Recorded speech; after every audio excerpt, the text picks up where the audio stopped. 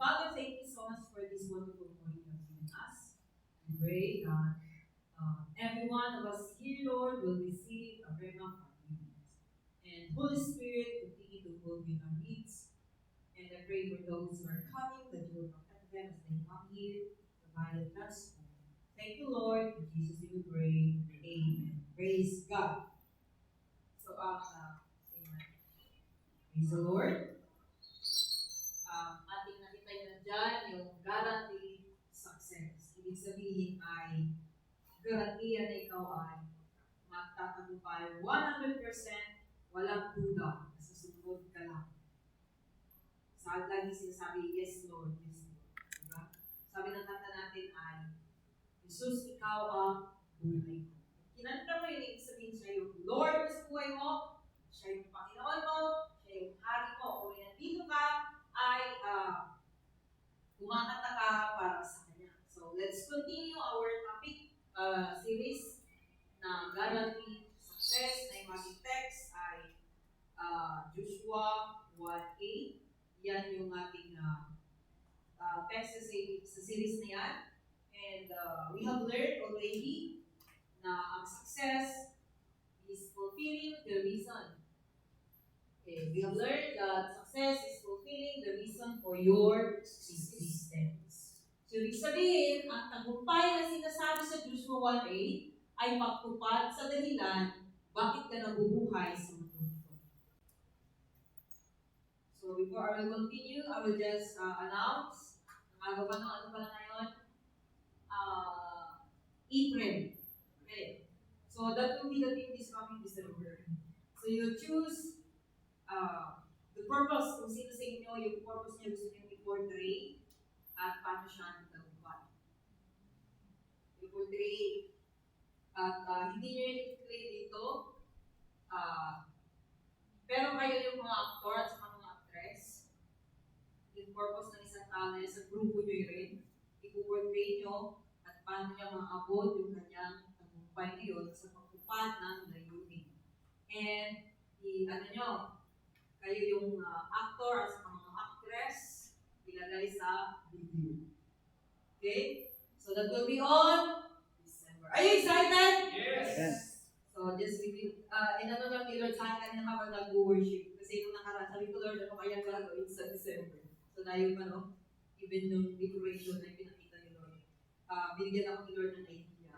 Okay, so praise God. So guaranteed success. Para mas ilagay ng purpose nun para mas ilagay natin sa ating isipan. Ito yung dahilan bakit ako nandito sa mundo.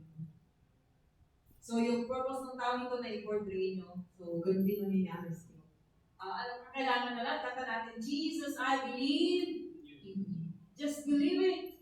When we say believe, syempre, ang resulta nun ay sumunod. Amen? So natutunan natin na it means, ano ba yung sabihin yan? It means you need to discover and understand the God-given purpose. The reason why God created you. Iba yung narinig mo, alam mo may purpose ka. Pero ano yun? So, kaya dapat ma-identify. O, di ba, nakasulat na tayo. Ngayon, paano siya isang katuparan? The reason why you exist. So, the reason why God created you. Next. So, in order to be successful, you need to understand your existence. To understand your existence, you need to go back to the one who created you. So, kailangan tayo bumalik. Kailangan natin makipag-ugnayan sa ating tagapaglikha.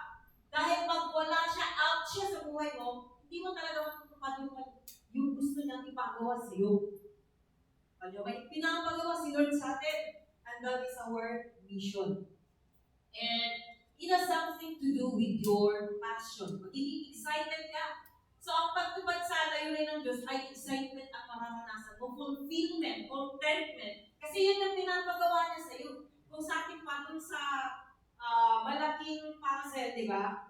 Sa isang malaking puzzle, isa ka doon sa mag-fit. So, pag hindi mo nakita kung saan ka mag-fit, you will struggle. Pero kung nakita mo na doon ka pala, ito yung purpose mo, ibig sabihin nakita mo kung saan ka fit. Ibig sabihin yung disiplina niya, lahat ng personality mo, lahat ng mga meron ka, may kinalaman yun. But we need to go back to our Creator. Kailangan natin siya balikan, kailangan natin siya kilalanin. Kasi nga, pag hindi ka maniwala sa pinapagawa niya sa'yo because in your own imagination, you will never be able to do that. Kasi nga, sa isip mo lang yun. Pero pag makilala natin gaano makapangyarihan, kung sino ating nakapaglikha, then maniniwala ka. Kasi siya nag-utos. Siya, kaya kailangan maintindihan natin. Alam natin, oh, God is Almighty. Ano ngayon sa buhay ko? Meron yung kinalaman. Kung nalaman kung paano siya makapangyarihan, may epekto yun sa buhay mo. Hindi lang na narinig mo, tapos wala ka. Hindi. Pagka naintindihan mo yun, mababago mindset mo. Your mindset will be changed. Kaya daming tao namumuhay siya ng kawawa. Parang walang Diyos. Hello? Namumuhay na hindi alam ang gagawin, parang walang Diyos. Bakit? Di na kilala yung kanyang tagapaglikha galang powerful. Parang pag makakita ka ng mayaman, parang maliit paningin mo sa sarili mo. Kung makakita ka ng matalino, parang maliit paningin mo sa sarili mo.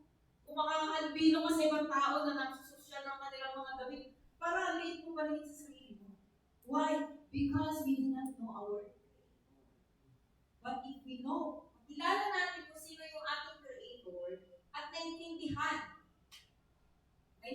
natin, then our mindset will be changed. Makikita mo na kung ano man ang sabihin niya sa'yo, maniniwala ka talaga. Kasi makapagyan niya. So last time ay natutunan natin, review lang natin last time. Next. You can know God according how He introduced Himself. Una, God introduced Himself through His creation. The vastness of His creation reveals that He is unfathomable, all-powerful, and omnipotent. So kung titignan natin yung kanyang nilikha, yung universe,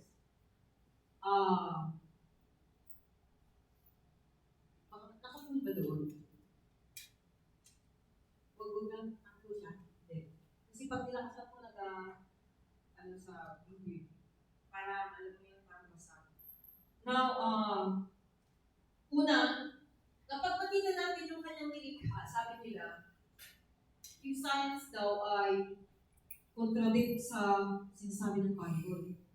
Sabi ko lang mga contradict doon ang sinasabi, ini-explain lang nila kung ano yung nilikha ni God. Kasi kung wala silang nakikita yan sa kalawakan, kung walang nilikha si God, wala naman sila makikita dyan. They are just explaining. Sabi ng isang estudyante, ma'am, paano yung mga loob niyo? Sabi ko, observe niya lang sino mga nagsamis ng butas na yun. Wala na iba. The manufacturer, the creator. They just explain what they saw. Ano yung nakikita nila. And you can never understand who God is with your mind, literal mind. We need revelation. Number 2, nagpakilala si God sa pamamagitan ng kanyang intention. His intentions reveal that He is God on purpose. Nothing He does without purpose. At yung kanyang intention ay mapapasa sa Bible. Pag di ka na magbabasa ng Bible, wala kang malalaman sa kanyang intention. Di mo malalaman ang intention niya kasi siya ay Diyos na kung saan bawat gagawin niya ay mayroong dahilan. Bawat move niya ay mayroong dahilan. Kayo, ang ginagawa niyo, gumagawa ka lang ba na walang sense? Si Lord, bawat move niya, kung sa term pa natin ngayon, may asset. Ibig sabihin may resulta. Ibig sabihin may purpose. Hindi lang na wala lang. Ba't mo ginagawa yan? Wala lang. Hindi ganun si Lord. Our God is a God of purpose. So, kaya ganun ka din dapat. You will always be like God who move with a purpose. So, ganun ka din dapat because that's our God. Bakit ka pumupunta sa church? Anong purpose mo? Anong layunin mo? Ano po man yan, you must always have that intention. Number 3, operation. God introduces Himself through His operation. God reveals who He is in the way He operates. The way He functions according to His principles and according to faith. Everything He created functioned according to laws and principles. His ways are higher than our ways. Yung pamamaraan ni God, huwag mo i-question yan kasi mas matalino siya sa'yo. Mas matalino ka pa ba sa lumikha sa'yo? Sino mas matalino? Ikaw o si God?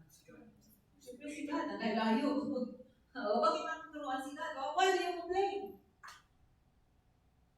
He knows what he's doing because he operates according to principles. He operates by faith. Ibig sabihin, nagsasalita siya at mangyayari yun. By faith yun eh. Ibig sabihin, mangyayari kapag naniwala ka. Pero pag di ka naniwala, hindi yun mangyayari. Siyempre, hindi mo gagawin eh. Hindi ka naniwala eh. Pero pag maniwala ka, for example, uutusan ko kayo. Tapos, punta ka doon kasi maraming gold doon. Kaya ayaw mo maniwala sa akin kasi hindi ka susunod. So, may mapapala ka, wala. Di mo makikita yung gold, di mo makikita yung gold kasi hindi ka sumunod. So, ganoon din sa ating Diyos. So, God moves according to principles. God operates according to principles and according to faith. So, that's why we live by faith, not by sight. Hindi tayo namumuhay according to our own to sight, ibig sabihin. Kasi yun yung pamamaraan niya. His ways are higher than our ways. And number 4, lastly, revelation. Ibig sabihin means what God determines and will you to know, what God allows you to know. Ibig sabihin ng revelation ay kung ano yung gusto ipabatid sa'yo ni God. Are you here? Yes. Kung ano yung gusto ipaalam sa'yo. Misteryoso ba ang kanyang purpose sa buhay mo? Yes or no? No. Yes. Sumagot din kayo. Misteryoso ba yung kanyang purpose sa buhay mo? Yeah. Pwede natin malaman because God is willing, He has already introduced Himself through revelation. Ibig sabihin ng revelation, kapahayagan, ay kung ano yung interview. Ano yung pinahintulutan niya, ano yung tinutukuan niya, gusto niyang ipaalam sa iyo. And He will you to know what God allows you to know. Ano yung gusto niyang ipaalam sa iyo, ano gusto niyang ipabatid sa iyo, ano gusto niyang maranasan na intindihan mo. So siya yung nagbibigay. Lahat naman gusto niya sana asa tigit usado. God will only reveal to you if you are interested. If you're not interested, then you're not. Kagaya nito, dami natin dito, lahat kayo nandito. Nakikinig. And after that, pag tinanong ka, anong natutunan mo? Wala ka nang maalala. Bakit? Hindi ka na nag-meditate nung na-preach. Kaya wala ka nang maalala. You meditate what you have heard. Huwag lang ngayon. Na narinig mo. Ulit-ulitin mo pakinggan. Ulit-ulitin mo alalahanin. Ano ba yung natutunan mo? Ano ba yung narinig mo? Ulitin mo. Ibig sabihin na, meditate on it day and night. Pagkulay-kulayan mo. Ano ibig sabihin mo? So God will reveal it to you. May narinig ka ngayon. Kagaya, nag-picture ka. Ulit-ulitin mo yun. Kasi papakayag sa iyo ni God. So, if you don't understand something, just say, or see, na I trust you guys, tulungan mo ako. Now, kung ano lang ang gusto ipabatid sa iyo ni Lord, yun lang ang maintindihan. Clear? Kung ano lang yung gusto niya ipabatid sa iyo. Ano lang yung gusto niyang ipaalam sa'yo. Pero depende yan kung interesado ka. Kaya maraming mga tao ngayon na hindi nila alam kung ano yung kaharian ng Diyos, how God does it. If God is in, ano pala? Walang epekto yun sa'yo pag di mo naiintindihan. Pero pag naiintindihan mo yun, na-epekto yun sa buhay mo.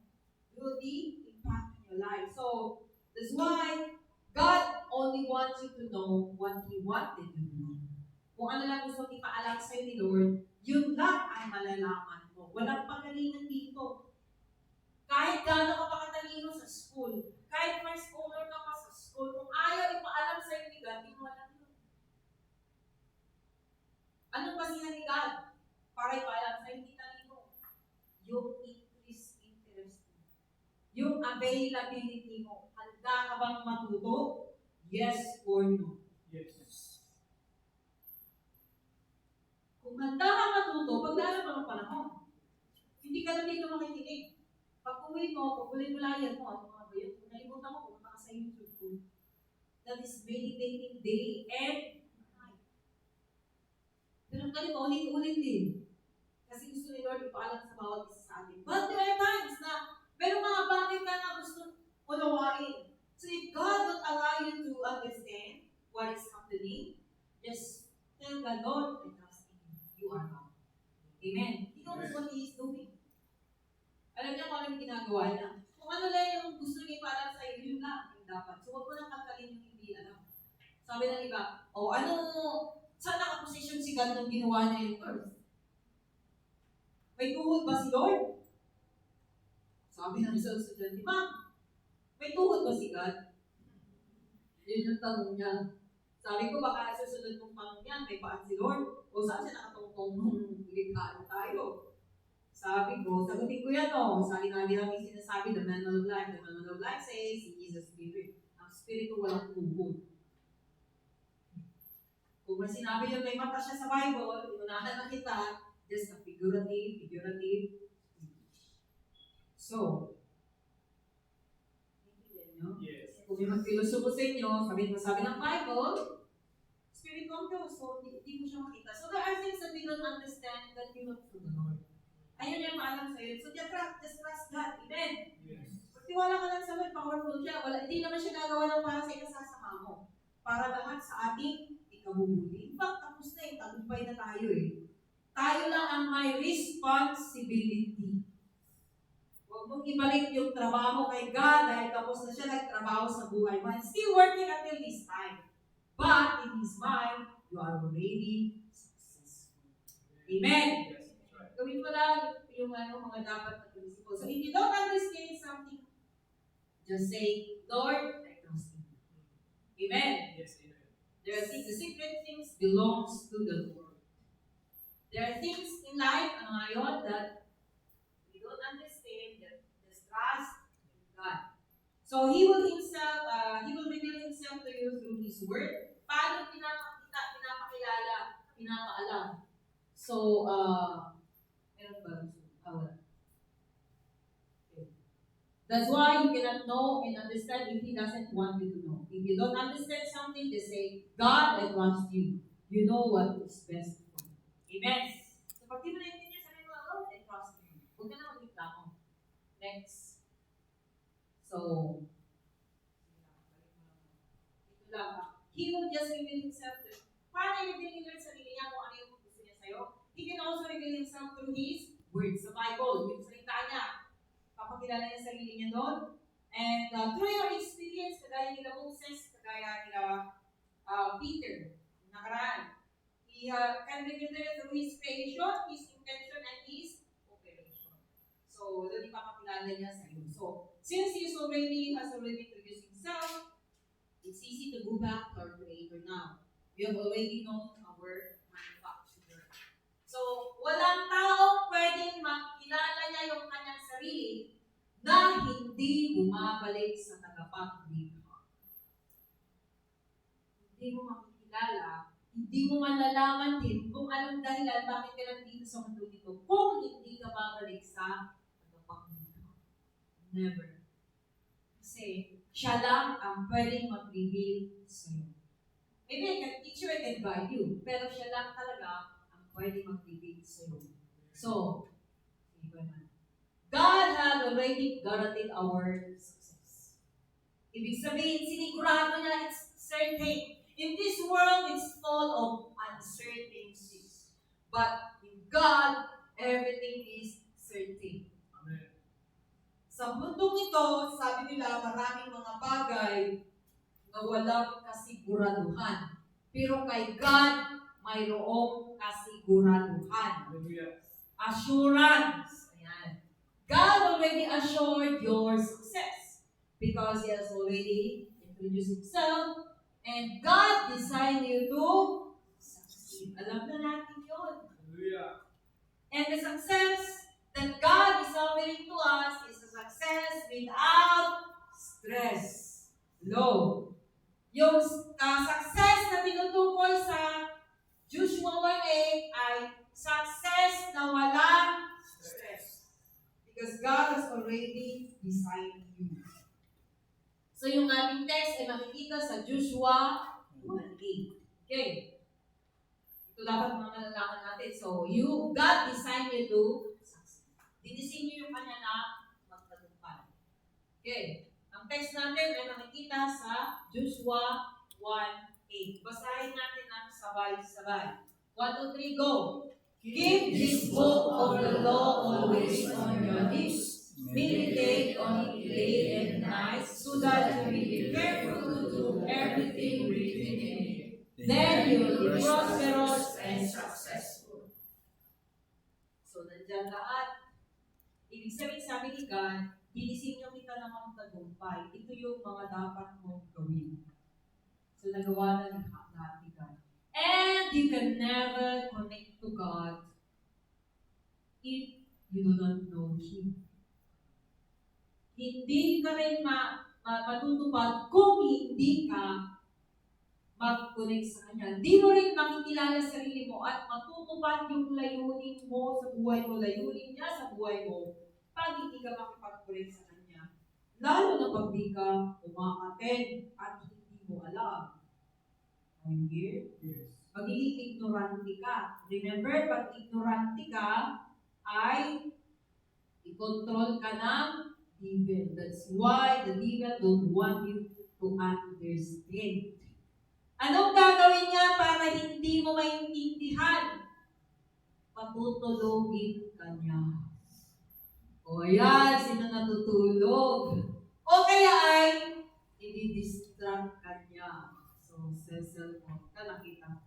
Nag-copy ka nung sinulat mo yung nakita mo sa PowerPoint, pagsulat mo, o that may nag-notif na may message, sabi mo, yun. Instead na marinig mo, wala ka na narinig. Kasi nag-focus ka na dun sa cellphone. Gusto mo ba marinig kung ano gusto pa lang sa'yo ni God? Yes. Makinig ka, huwag mong hayaan yung cellphone mo gamitin ni Satan para hindi ka makarinig. Yung sabi nila, physically present, mentally absent. Sino ganun dito ngayon? Nandito siya nakaupo. Pero yung kanyang isip ay nakarating na sa San Manuel, nakarating na sa Manila, nakarating na sa Baguio. Or nandun sa kanyang ang tatakalian mamaya. So, ibig sabihin yung isipan ay lumilipad. Are you here? Yes. Sumagot kayo para malaman ko na nandiyan kayo. Mamaya, lumipad na kayo. Kaya pag may natulog sa klase, sabi ko yung isang klase, kaya may natulog sa klase. Papasok pa lang, natulog na. Sabi ko, huwag mong isingin. Hanggat matapos tayo, huwag mong ikisingin. Para may iwan na siya dito sa kwarto. Nung nag-quiz kami, nagising. So, each one of us, God wants us to know. Gusto ipaalam sa iyo, God, kasi tapos na eh. Concerned si Lord sa tagumpay mo. Hallelujah. Kasi siya mapapaya pag di ka nagtagumpay. Pero kung ayaw mo maniwala, wala siyang magawa. Because He has given you the will. Pero, gagawa siya ng lahat ng paraan. Pwede kang mawala na lang sa mundo ito na wala kang magawa. So, di pwede masabihin, will done, good and faithful servant. Paano ka naging faithful, hindi mo nga ginawa? So, each one of us, God has a word prepared for each one of us. So, sabi, no one knows the product except the manufacturer. Medyo mas tama dyan eh. Parang hindi ganun pagkasabi. Only the manufacturer knows the product to you. Mas kilala ka ng nakapagpika. Sabi mo. Paano makilala ang sarili mo? Only God can help you to know who you are. Kasi sabi niya, kaya nga, nauna introduce Introduce sa sarili niya para makilala mo kung sino ka. Because you will never know who you are if you don't know your origin. Ganito kagaling kay God. That's why, who am I? So, the tanong na is, where did I come from? So, di mo makikilala kung sino ka kung hindi mo alam kanino ka galing. Hindi ka galing sa magulang mo. Galing ka sa tagapaglikha. And He knows what is best for you. Alam niya kung ano dapat sa'yo. So, no one knows except the manufacturer. Kahit yung cellphone mo. So, yung mga features sa cellphone mo, pinaalam na ng tagapaglikha through the manual. So, bawat isa sa atin, so yung kagaya ng cellphone mo, maraming mga feature yan. Lalo na yung Apple, ibang lingwahe ng Apple eh. Hindi sa Android, iOS siya. So, alamin mo din. O yung Android, iba din. So, may kanya-kanya yan. Now, di mo alam lahat ng feature dyan kung di mo pag-aralan. Unless, sometimes kahit basahin mo pa yung manual doon, di mo rin maintindihan o kung may na-explain sa'yo, mas better na explain doon. So, alam mo yung feature, ano yung function, ano yung capacity ng cellphone mo, anong meron dyan, anong mga line ng bawat isa, paano ito gamitin, maging effective, na tumagal ang cellphone na yan. So, nandun din yan. So, the manufacturer knows the potential ng kanyang product. Yung sasakyan nyo, yung motor, alam na kung sino, ilan ang kanyang yung manufacturer, alam niya kung ilan ang tatakbuhin, anong bilis. Okay, so, each one of us think through with our life. Ano man ang meron ka, binigay sa'yo ng pagpaplikha. Para saan yan? Sa kanyang layunin. So, each one of us, kailangan natin maintindihan. So, bawat isa ay mayroong galing. We have known already who He is. Now let us know from Him how He designed us. Each one of us was designed to become successful. So, aalamin natin mula sa ating tagapaglikha kung ano yung ating gagawin. At bakit na-disenyo na tayo? Ibig sabihin na magtagumpay. Ano ba ang meron? So, every human being was designed to become successful for His name's sake. Dinisenyo ka na magtagumpay para sa kanyang pangalan. Yun ang katotohanan. Para sa pangalan ng tagapaglikha. Ayaw niya na mapay na siya. Kaya, for His name's sake. Di ba yung product, for example, mayroong problema, nasa pa siya, warranty, pwede mo siya ibalik, di ba? Because they will fix it. Ayusin nila. Ayaw nilang masira yung kanilang pangalan. How much more our God? God has guaranteed success because He wants to protect His name. For His name's sake. Ayaw nang ipahiya yung kanyang pangalan. So, magtatagumpay ka, o dinisenyo ka na tagumpay na kasi para sa kanyang pangalan.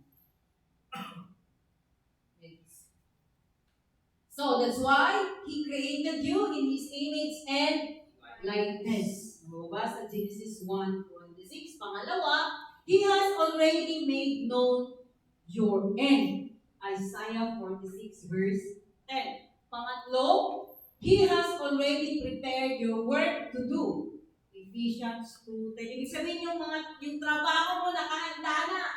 Not the job, but the work. The work has something to do with your passion.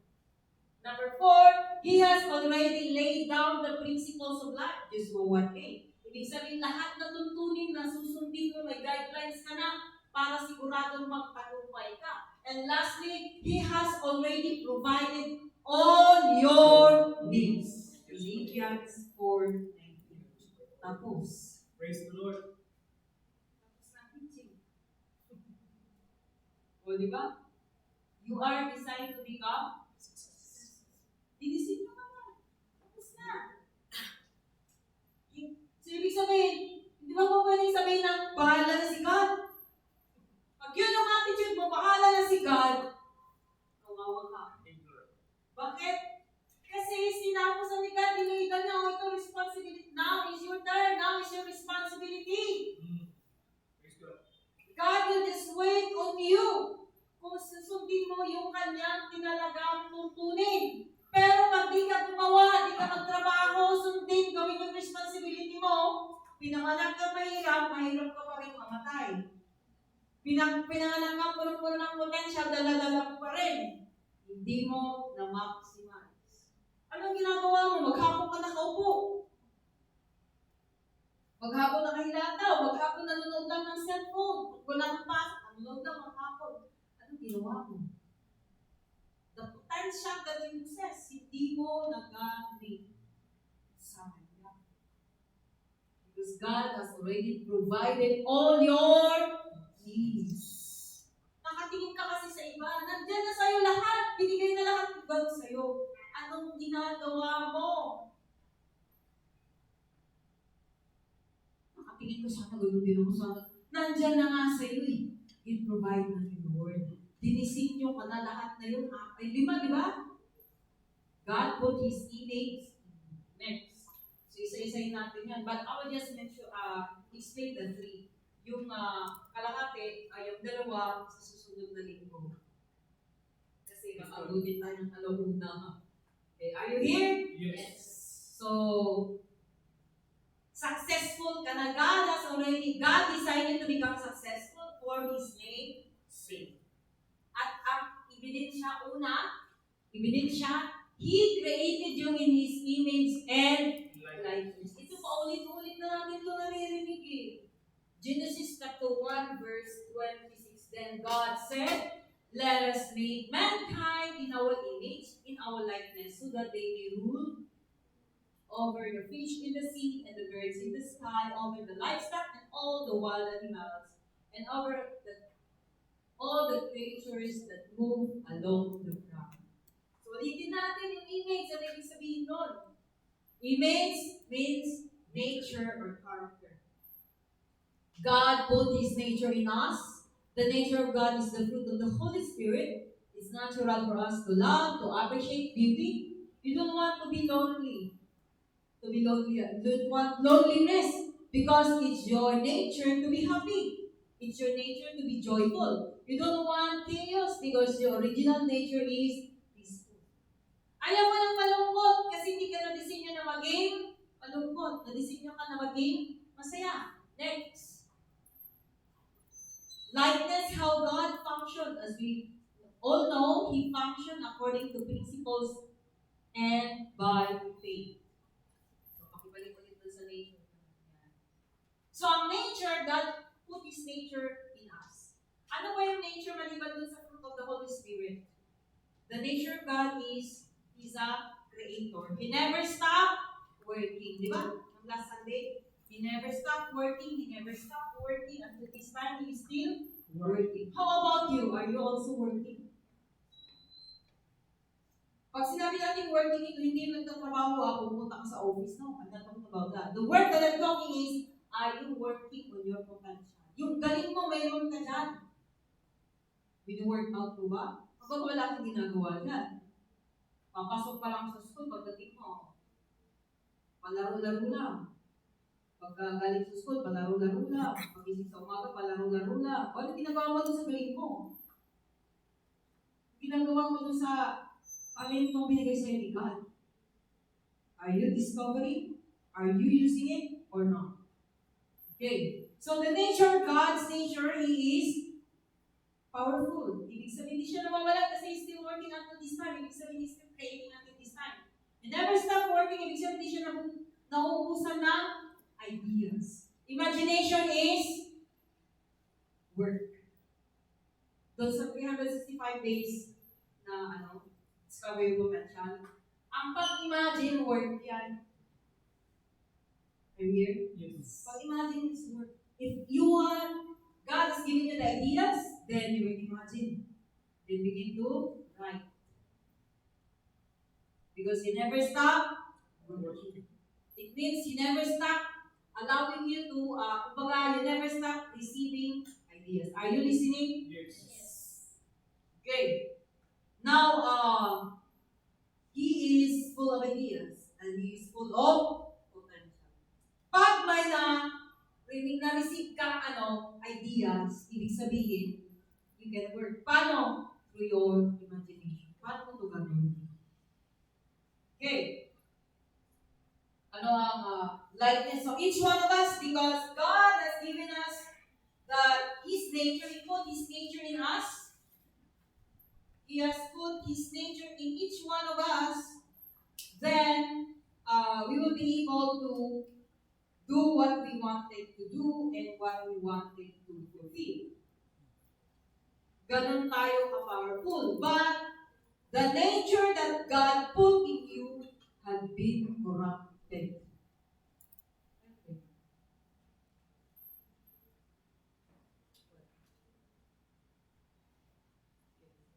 So, wala pa yan. So, ibig sabihin, yung nature kasi na meron tayo has been corrupted.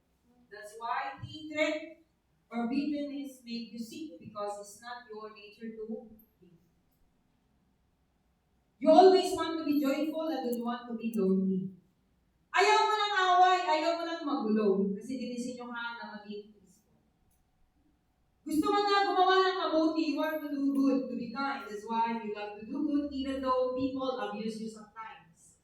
Because your goodness is there. But even though people will abuse you sa your goodness, tuloy ka pa rin. Bakit? Kasi nga,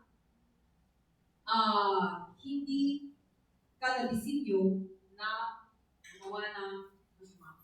Kailangan ng kukonsensya. Intindihan? No. Now, next. Ayan. God put His image in you, therefore, you are also full of potential and full of tuloy ito, narinig natin.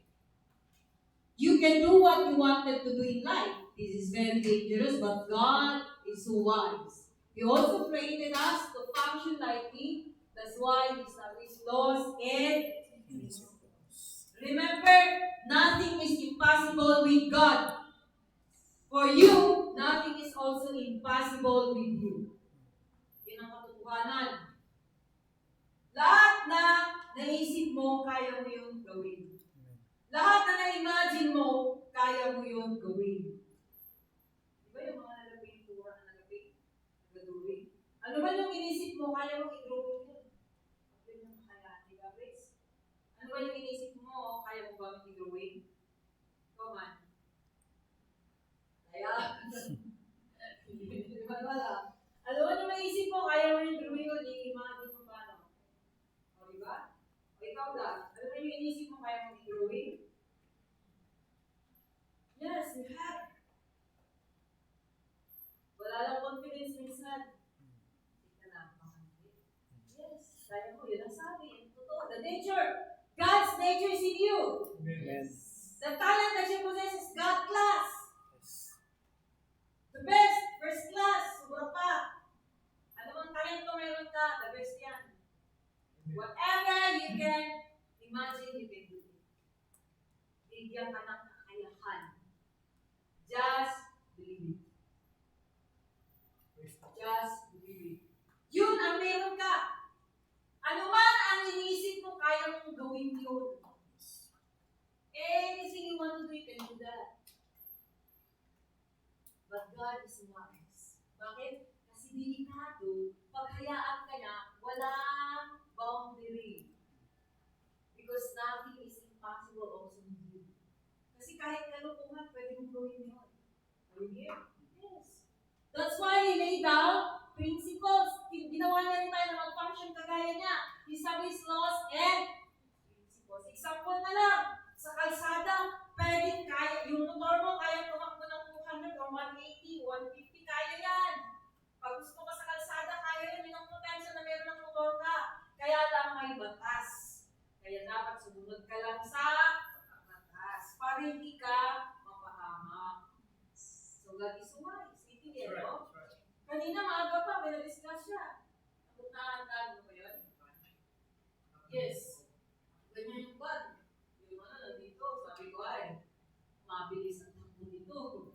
Kaya pag ganun ng ban, basta yung may nabasa, no? Okay, mabilis yun. May nabayad ba? Yes. Pagsada yun na, always highway, but malapit sa Robinson eh. Ibig sabihin, malapit sa sakyan. Bakit ang bilis daw? Yung mga tricycle motor na, zoom, gaganin lang, oh. Bilis, kala mo. May naghahamon. Okay. So any violation of the law, that's why God established principles, laws and principles. Kaya napapahamak. Alam kasi ni God, yung potential na nilagay niya sa bawat isa sa atin. Na kahit anong isipin mo, imagine mo, kaya mong gawin, yun ang totoo meron ka. Hindi ka lang maniwala. Are you here? Yes. Yes. So, pero pag naniwala ka naman, ito, may boundary para hindi ka mapahama. So, laws and principles are for our own good. Amen. Yes, that's right. Yes. So, pag sinasabi huwag ka magganito, para sa mabubuti mo yun. Hindi ka binabawala, no, it's for your own good. So, next. God is wiser than us. We also function by faith. He functioned to what he knows, not what he sees. So he must also function according to what, not according to what we see, but according to what we know about his word. So tayo ay dapat na kumilos din ayon sa nalalaman mo, sinasabi ng salita ng Diyos. To live from the inside, not from the outside. Hindi yung nakikita mo. Nakita mo na, ay, hindi pwede yan. So, we must function like Him. Now, not what we see. So, live by faith, not by sight, like from the outside. Naniniwala ka ba na lahat ng naisip mo kayo mong gawin? Do you believe? Yes. Sabi ng kanta natin, Jesus, I believe.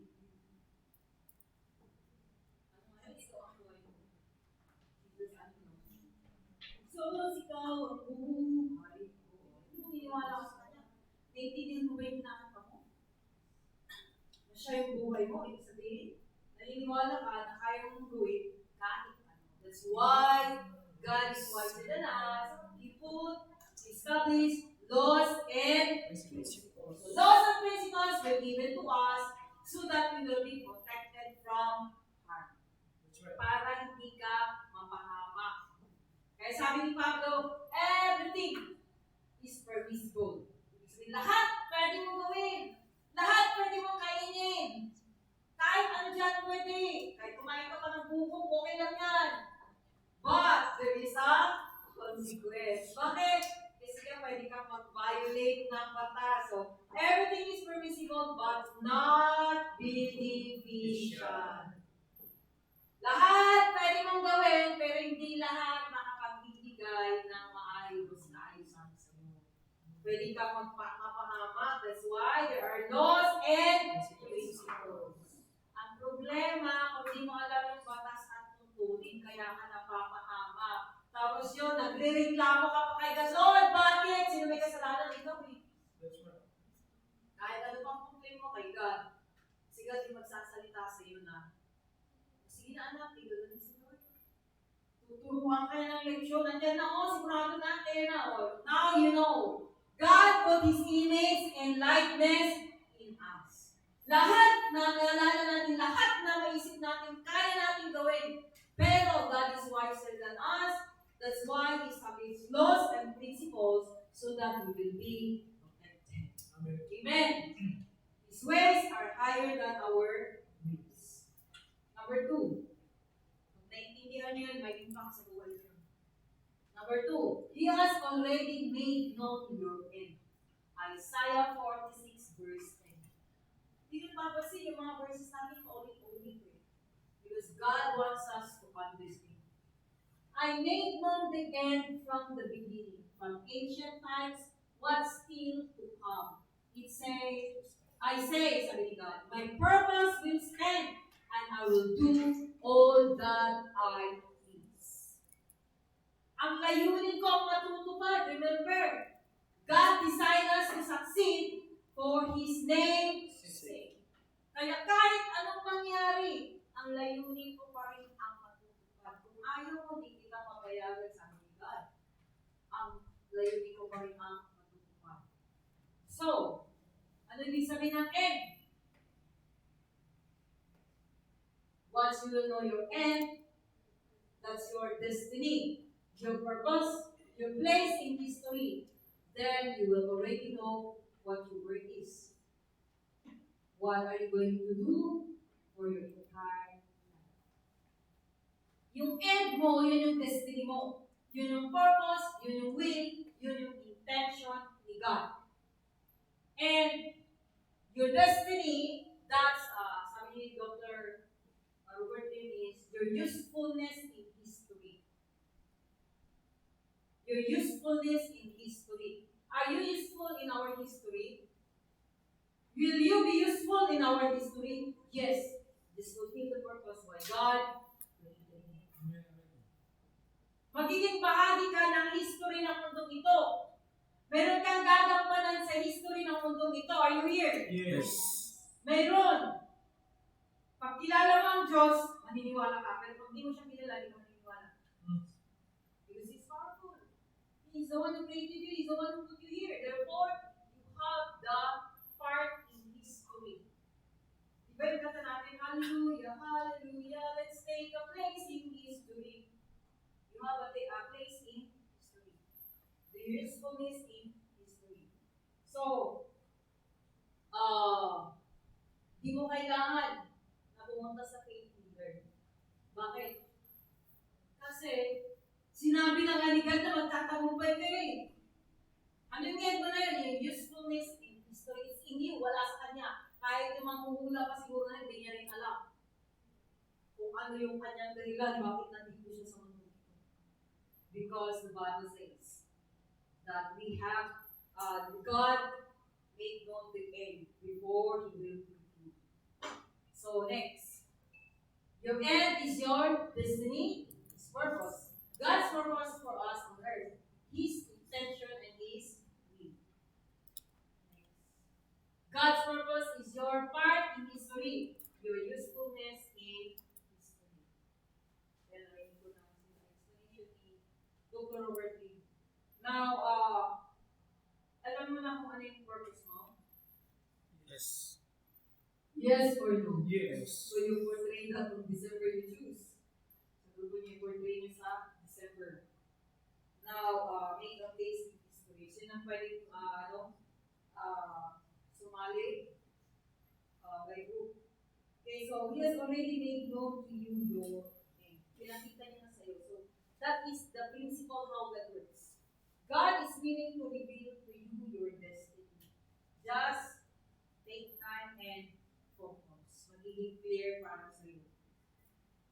Once you will know you and your destiny, your purpose, your place in history, then you will already know what your work is. Anong trabaho mo? Ano yung gagawin mo sa buong buhay mo? Yun dapat ang pagtutuunan mo. Remember, si Satan ayaw niya na makita mo at naiintindihan mo. At once na naiintindihan mo, nakasulat na ako ng ng aking purpose, ng strategy, ng class, nakasulat na ako. Now, anong gagawin niya? He will distract you. Pero remember, focus. Focus. Don't be distracted by money. You will attract blessings if you focus on what God wanted you to do. Kaya sabi niya, seek ye first His kingdom and His righteousness, and all these things will be added unto you. Matutunan mo lang yung matuklasan mo lang at lakaran ang iyong layunin. So, alam mo na kung anong gagawin mo sa buhay mo? Yes. Number 3, yan ang sunod. Like, has already prepared your work to do. Ephesians 2:10. For we are His workmanship, created in Christ Jesus for good works, which God prepared beforehand that we should walk in them. Yung gagawin mo, yung assignment mo, yung work mo, ay hinanda niya na. Dapat yun ang lakaran mo. Nasusundan yung sinasabi ko. Are you here? Yes. Kasi maging walang kabuuan kung di naiintindihan. So, sa yung pagpunta mo. So, sinabi niya, the good works, the works that you're going to do, ay hinanda na. That's the purpose. So, what's your work? That's your mission. So, what's your work? That's your mission. And it has something to do with your passion, with your gift, with your talent. How are you going to use that gift that will benefit millions of people? Remember, bawat isa sa atin, meron kang potential. Nalaman niya sa iyong gagawin, the purpose of God for your life. So, anong sunod? Ito. If you are a lawyer, ang isang lawyer, supposed to be, ito yung kanyang dapat gawin. What I'm going to do that will benefit millions of people, start a law firm to have those who are victims of injustice. Example. If you are a businessman or a businesswoman, sino dito gusto maging negosyante someday? So, gusto nyo maging negosyante? What are you going to do that will benefit millions of people bilang isang negosyante? Anong gagawin mo? That's the original intent. Start a business so that you can start a foundation that will help those who are financially handicapped, for example. Next. What will you do that will benefit millions of people? If you are a teacher, what are you going to do that will benefit millions of people? Next. So, for example, maybe you will start a preschool, elementary, college, at a young age. You will be taught already to discover your purpose, discover the talent, or school of arts, school of music, school that specialize for those who have ADHD or autistic, those who are autistic yan. Okay, so wala school na ganun dito. School na autism, wala. School na specialize sa ADHD, wala rin. So kung mayroon ma-address yun eh. If you are a psychologist, what will you do that will benefit millions of people? If you are a psychologist, you will establish a center maybe na kung saan tulong. Di ba? Dami na stress ngayon dahil nagpapakamatay ngayon. Because of pressure. Kasi lahat dadapaan, di alam kung anong gagawin sa buhay. Once you do your purpose, you'll be able to enter to the narrow way. Next. What will you do as an engineer, for example, that millions of people will be benefited? You start a shop that, for example, you are an electronic engineer. You start a shop about electronics that anybody can do there if ever they have a problem about electronics. Next. If you are good in carpentry, what shall you do?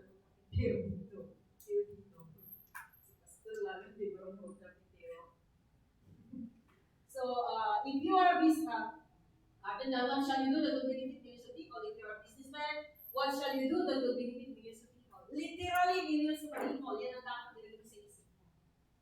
Naniniwala ka ba? Yes. Remember, our God is Almighty. He put His nature, and you can do whatever you want to do, whatever you have imagined you can do. Everything kami nakaya. What is the problem that you see in your society or in our society today? That you have the solution. Once you are able to give the solution, millions of people will be benefited. Kami nag-uusap siya, si ganito, parang sagutin ko sila dalawa. Kayo kaya tumakbo? Sorry. Nandun kasi ako sa, sa White Road Judgment. White Road. So, hindi ko sila masagot, parang sabihin ko, kaya lang tumakbo. So, what is the problem that we see in our society that you have the solution? Next.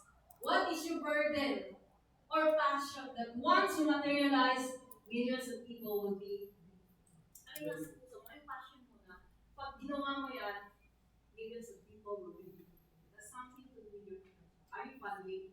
Yes. Nakaka-relate? Yes. Next.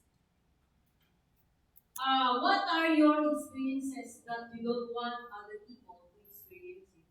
And you have ideas what to be in order that millions of people will be benefited.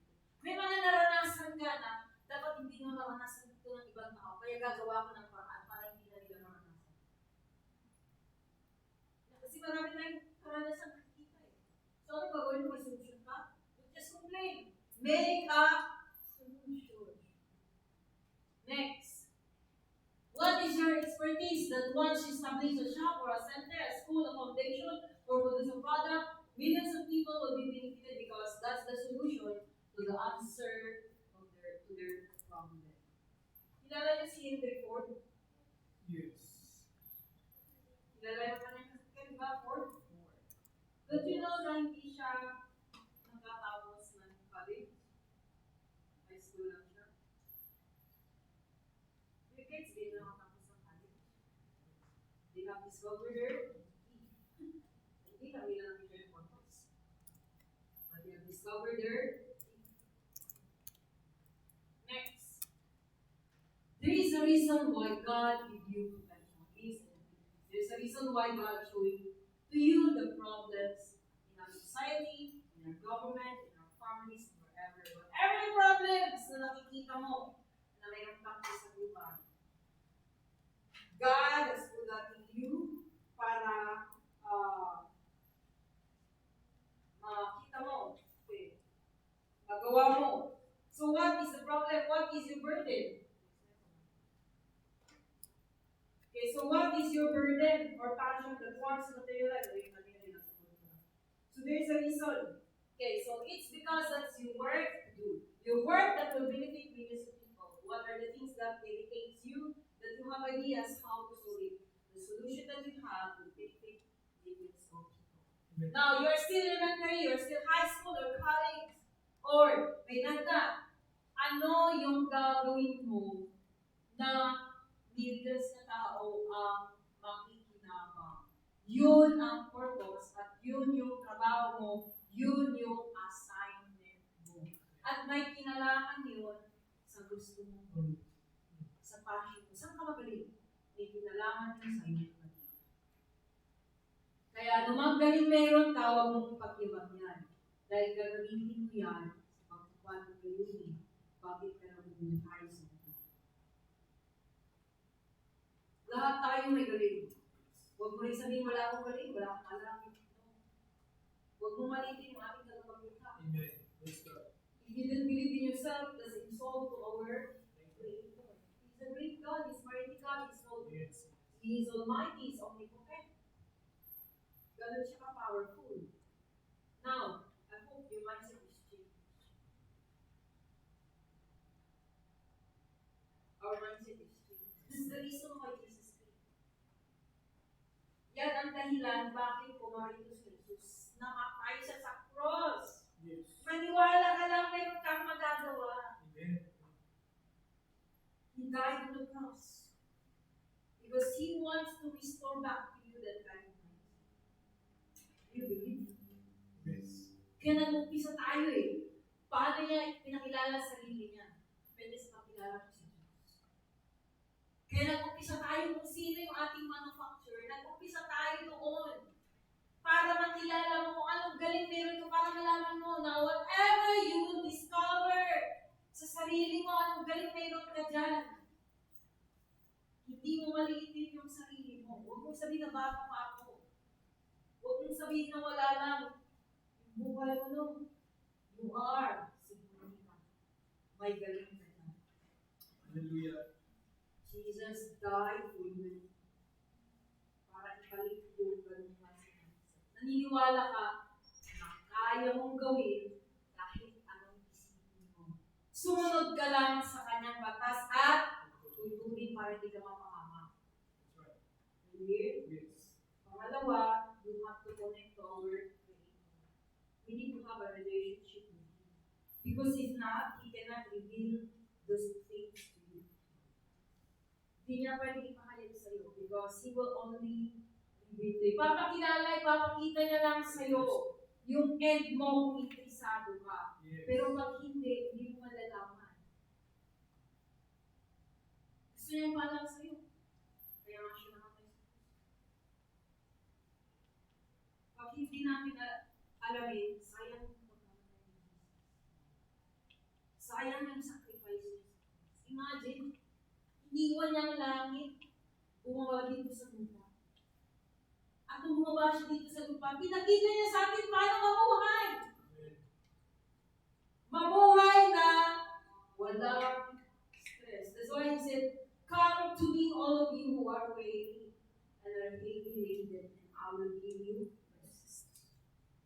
Take my yoke, it's easy, and my burden is light. My burden is light.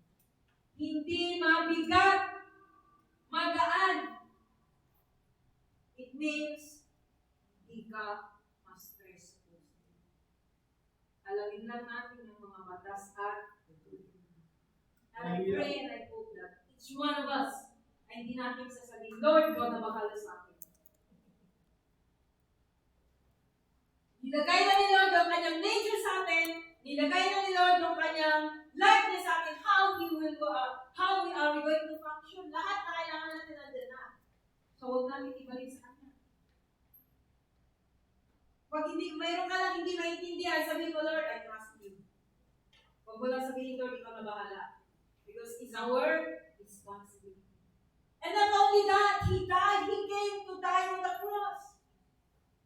Not only that, namatay na siya, nagpakahirap na siya doon para lang makita natin na ibalik sa atin. Ano bang ginagawa natin? Lahat. For His nature. Pangalawa, He shown to us, He has already made known to us our end. Yung destiny mo, your usefulness in the history, pinakita niya na nasa Bible. Ano lang gawin mo? You focus and ask the Lord, Lord, help me, give me. God has given us the ability of sight. Anong sight? Hindi nakikita mo literal kasi sabi niya, live by faith, not by sight. Ano yung narinig mo ngayon na magagawa mo? Seriously mo ba? That you're going to do something. Mayroon kang assignment na millions ang makikinabang. Interesado ko bang malaman na yun? Yes. Interesado ko bang malaman na yun? Yes. Gagawin mo? Amen. Na maraming tao ang makikinabang, maraming tao ang matutulungan. At hindi basta-basta yung mararanasan mo, yung contentment na mararamdaman. So you are significant. Kaya huwag kong malitin sa sarili. Because God, Jesus has to die for you. Whatever is your situation now, ano man ang kalagayan mo, wala yung kinalaman because God, Jesus, said, it is finished. Tapos na. Tinapos na din. Kinasure na yung ating kaligtasan. Kinasure niya na yung ating tagumpay. Naibalik na! Kung ano mang mayroon ka, naibalik na! Kailangan mo lang tuklasin at alam. That's why you need to study the Bible. That's why you need to come to church. Para mabago yung ating isipan. That's why yung 365 days, I'm encouraging you to read and listen again. Para mabago yung ating mindset. At makita natin, may tatak, may lagay, may ukit sa ating subconscious. Don't waste your time. Huwag mong sayangin yung oras mo sa mga YouTube na panood na kung saan di naman makakatulong sa iyo. Huwag mo nang sayangin yung oras mo na mag-TikTok na hindi ka naman makakatulong sa iyo. Huwag mo nang sayangin yung oras mo na kung saan mapunta lang sa walang kabuluhan. Gamitin mo yung oras mo na kung saan mayroong pakinabang para sa iyo. Yes. Make your time. You spend your time according to the word God has prepared for us to do. Anong oras? Paano mo gamitin yung oras mo? Mayroon tayong timer para gawin yung ating, alam mo yung mga challenge? Mayroon timer na nakalagay sa bawat isa sa atin para gawin natin yung ating mission. Dapat bago mag-end yung time na yun, maubos. Alam mo yung timer, di ba? Bago maubos yun, magawa natin yung ating layunin. Bago tayo magsabi, Lord, I have done my part. Yes. Amen. Amen. Yes. Timer, naka-timer buhay mo. What are you doing now? Don't waste your time. Every time, every second counts. Sabi ni Lord, o ayan, nagpanganak ka na. Ayan, nag-umpisa na yung oras mo, tumatakbo na. Tumatakbo yung oras mo. So, anong ginagawa mo sa oras mo? How do you spend your time? Are you doing your work? God has prepared for you. Because darating na sabi ni Jesus Christ, I must do my work. Because when the time comes, that I can no longer, wala nang pwede. Hindi mo na magawa. Bakit? Natapos na yung oras mo. Time to graduate. So, dapat yan. So, ngayon tumatakbo na yung oras mo. Wala yan sa edad. Events. Wala sa edad yun. Mayroong 9 years old, mayroong 10 years old, mayroong 20 years old, mayroong 30 years old, 50 years old, events. tumatakbo yung oras mo. Kaya si Jesus, died on the cross para hindi masayang yung oras natin. And the work that He has prepared for each one of us.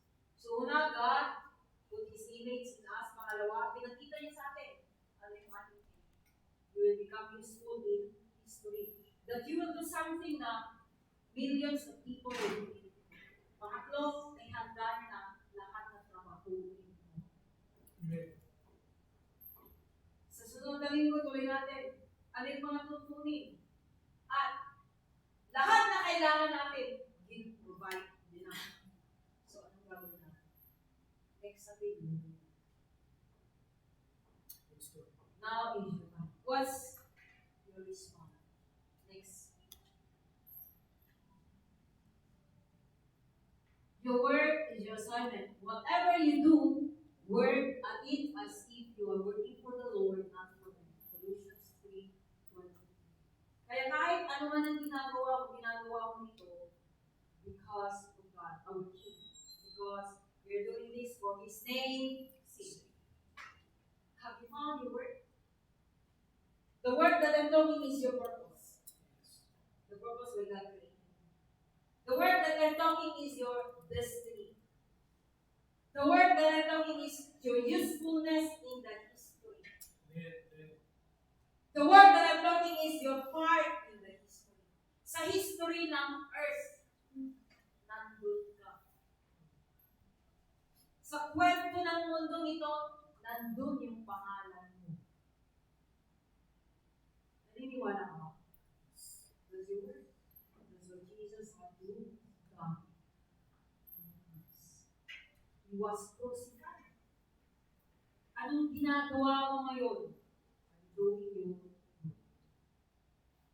Yes. So have you discovered what shall you do in life that will benefit millions of? Pag di mo alam, pagtuloy-tuloy. Pag di ba clear sa isip mo, pagtuloy-tuloy. Kung alam mo na, klaro na sa isip mo, continue to ask the Lord, show me your way. Show my way para mabot ko yung destiny. That I will become useful in the history. Para magawa ko. Kaya kahit si Jesus Christ, I must do the work my Father has sent me to do. Ikaw, ganun din ba? I must do the work my God has sent me to do. And that is to do something that will benefit millions of people. Let us pray.